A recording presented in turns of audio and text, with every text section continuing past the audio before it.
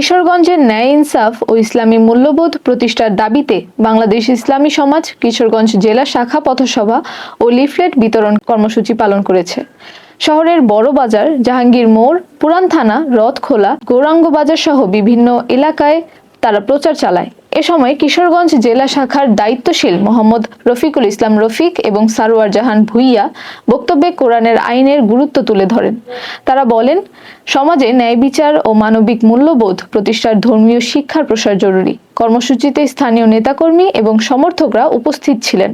বিস্তারিত থাকছে সহকর্মী কাউসারের ভিডিও চিত্রে।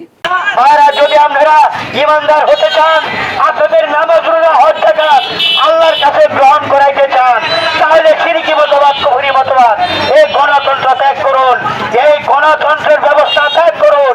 এই গণতন্ত্র দিয়ে যারা নেতৃত্ব দিচ্ছে ওই সমস্ত নেতাদের আনুগত্য ত্যাগ করে এবং রসুলকে জীবনের সকল ক্ষেত্রে একমাত্র আদর্শ নেতা হিসেবে গ্রহণ করুন।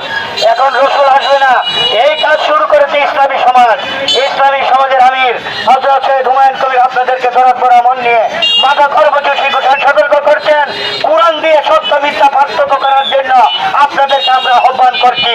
এই কোরআন আপনাকে সত্যের পথ দেখাবে, কোনটা মিথ্যা এটা থেকে আপনাকে ফিরাবে। এই জন্য আল্লাহ এই কোরআনকে রমজানে নাজিল করেছেন।